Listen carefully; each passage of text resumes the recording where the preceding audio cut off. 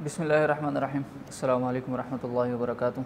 Students, this is a 9th class physics lesson number 24 and the chapter number 4, and today's topic is we have to discuss the short questions from the question number 6 to question number 14.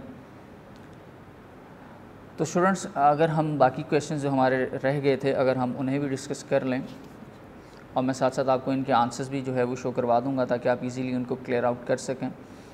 तो let's come on to the questions. I think so student, we have to start it from the 4.5 नहीं 4.6. okay student, 4.6 is when a body is said to be in equilibrium.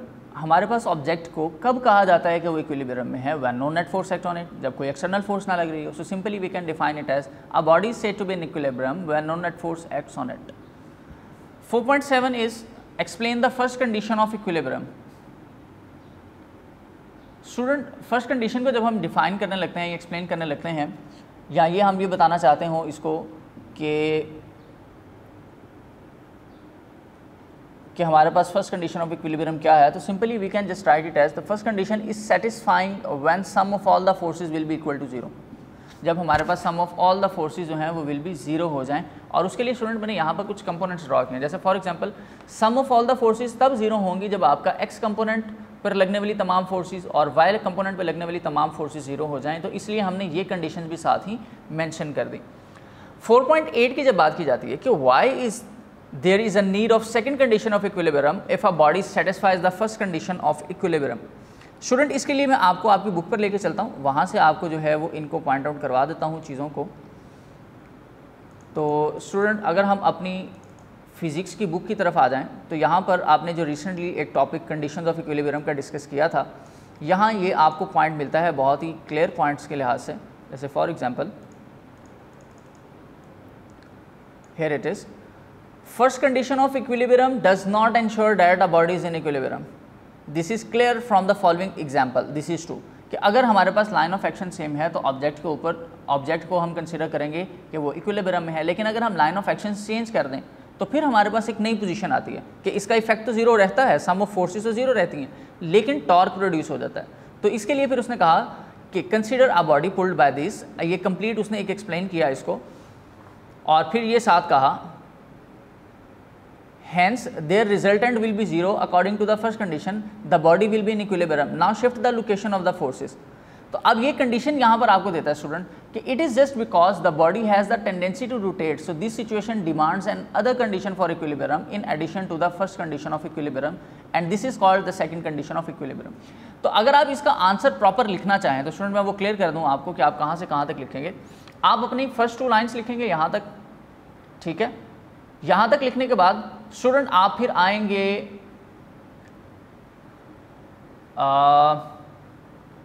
Yes here it is because the body has a tendency to rotate. ये point से start करेंगे यहाँ से लेकर यहाँ तक और सेकंड कंडीशन ऑफ इक्विलिब्रियम तक. तो ये आपका जो 8 क्वेश्चन था उसका आंसर भी आपको मिल जाएगा.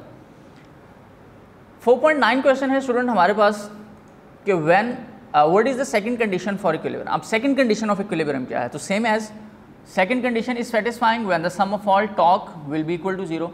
इसके लिए भी हमारे पास टॉर्क के भी कंपोनेंट्स हो सकते हैं, वेक्टर क्वांटिटी है इस वजह से. तो एक्स कंपोनेंट और वाई कंपोनेंट, तो हमारे पास टॉर्क तो जीरो होना ही चाहिए, लेकिन उसके हमारे पास जो फोर्सेस हैं उनके कंपोनेंट्स पर एक्स एक्सिस और वाई एक्सिस के ये भी जीरो होने चाहिए. 4.10 क्वेश्चन स्टूडेंट हमारे पास है give an example of a moving body which is in equilibrium. कोई ऐसी एग्जांपल दें कि हमारे पास ऑब्जेक्ट मूव भी कर रहा हो लेकिन इक्विलिब्रियम में रहे. तो हमारी बुक के अंदर ही इसकी एग्जांपल हमें मिल जाती है जो मैंने आपको पॉइंट आउट करवाई थी पैराट्रूपर की, कि हमारे पास a paratrooper coming down towards the earth. एक पैराशूट के जरिए इंसान जो नीचे आ रहा है उसको पैराट्रूपर कहते हैं. With the uniform acceleration is an example of a moving body which is in equilibrium. ये हमने अपने एमसीक्यूज के अंदर भी इसको डिस्कस किया था. 4.11 क्वेश्चन है student think of a body which is at rest but not in equilibrium. ये बड़ा ट्रिकी सा क्वेश्चन है. कहते हैं कि हमारे पास कोई ऐसे ऑब्जेक्ट के बारे में सोचें जो रेस्ट में है लेकिन इक्विलिब्रियम में नहीं है. तो स्टूडेंट ये हमारे पास कंडीशन एक ही बनती है जो मैंने एग्जांपल में लिख दी कि अगर हम एक बॉल को थ्रो करवाते हैं एक हाइट पर, ऊपर की तरफ बॉल को उछालें, तो उछालते वक्त ऑब्जेक्ट जो बॉल है वो सबसे पहले अपनी मैक्सिमम हाइट पर जाएगा और हाइट पे जाने के बाद फिर सडनली एक सेकंड के लिए रुकेगा और फिर नीचे की तरफ शिफ्ट होगा। तो वो जो चंद सेकंड के लिए रुकता है, डेट पॉइंट, वो हमारे पास एक ऐसा पॉइंट है कि बॉडी रेस्ट में तो है लेकिन इक्विलिब्रियम में नहीं है। So just let's see, a ball at its highest point और position comes to a rest but due to the gravitational force it is not in equilibrium. एक बहुत ही सिंपल वे के अंदर इसका आंसर मैंने मेंशन कर दिया। 4.12 है student, why a body can not be in equilibrium due to a single force act on it. कि हमारे पास why a body can not be in equilibrium due to a single force act on it. अगर एक force लग रही है किसी object पर तो फिर वो ऑब्जेक्ट इक्विलिब्रियम में क्यों नहीं रहता? Because the first condition of equilibrium is not satisfying. पहली कंडीशन सेटिस्फाई नहीं होती। पहली कंडीशन क्या थी? Sum of all the force is zero. तो अगर एक फोर्स लग रही है तो उसका जो बैलेंसिंग वैल्यू है वो ख़त्म नहीं होती। तो जब वो ख़त्म नहीं होगी तो फिर इसका मतलब है कि फोर्स लग रही है और ऑब्जेक्ट इक्विलिब्रियम में नहीं आ सकता, पहली कंडीशन सेटिस्फाई नहीं होती। 4.13 why the height of vehicle is kept low as possible. इस क्वेश्चन का आंसर स्टूडेंट, मैंने आपको एक क्वेश्चन हमने लास्ट जब स्टेट्स ऑफ इक्विलिब्रियम को डिस्कस किया था तो प्रैक्टिकल परफॉर्मेंस में भी मैंने आपको ये गाइड किया था कि हमारे पास ऐसा क्यों है।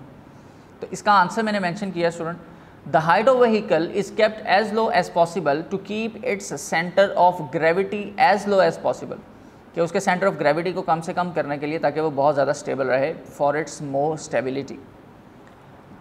And last 4.14 is explain what is meant by stable, unstable and neutral equilibrium. Give one example in each case. यानी अब यहाँ पर एज अ लॉन्ग क्वेश्चन ही हमें ये सारी डिटेल पूछ ली गई कि हमने स्टेबल को भी डिफाइन करना है, अनस्टेबल को भी डिफाइन करना है और न्यूट्रल इक्विलिब्रियम को भी डिफाइन करना है और इनकी एग्जांपल्स भी देनी है हर एक के लिए सेपरेट सेपरेट। तो स्टूडेंट ये आप एक वे देख लें कि आप फॉर एग्जांपल अगर लॉन्ग में भी लिखना चाहें तो क्या क्या डिटेल देंगे। सबसे पहले इक्विलिब्रियम की हेडिंग देते हैं आप उसमें, फिर उसके बाद आप स्टेबल इक्विलिब्रियम की हेडिंग देते हैं और उसकी डेफिनेशन लिखते हैं, फिर आप यहाँ पर एग्जांपल देंगे और हेडिंग होगी effect on the height of CG, centre of gravity.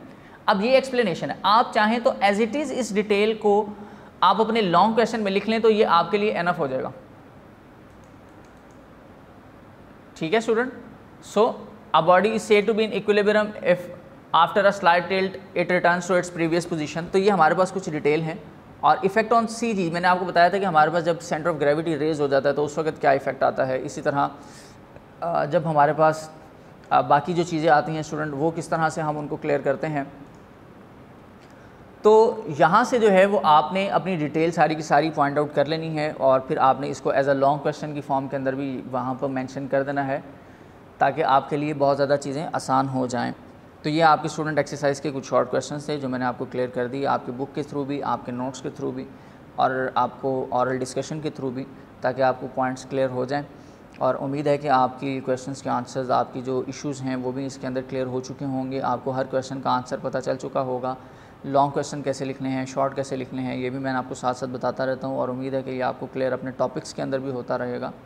जब आप अपने टॉपिक को कम्प्लीटली स्टूडेंट सुन लेते हैं तो उसमें आपको सारी डिटेल इंशाल्लाह ताला मिल जाती है जो मैं प्रोवाइड करता हूँ कि आपने लॉन्ग क्वेश्चंस की हेडिंग क्या देनी है, ये कौन सा क्वेश्चन कैसा है, बेसिक कंसेप्ट्स भी आपको प्रोवाइड कर देता हूँ। तो उम्मीद है कि आपको आपकी सारी की सारी चीज़ें जो हैं वहाँ से क्लियर हो जाती होंगी। तो ये हमारा जो चैप्टर था चैप्टर नंबर 4 उसके एक्सरसाइज के क्वेश्चंस तक कंप्लीट हुआ। नेक्स्ट इंशाल्लाह हमारे पास इसके कुछ न्यूमेरिकल्स रह गए हैं और इन 2 lessons we will complete the numerical problems as well. हम उन्हें भी कंप्लीट कर लेंगे। तो तब तक के लिए स्टूडेंट आप मुझे इजाज़त दीजिए। अल्लाह हाफिज़ व नासिर।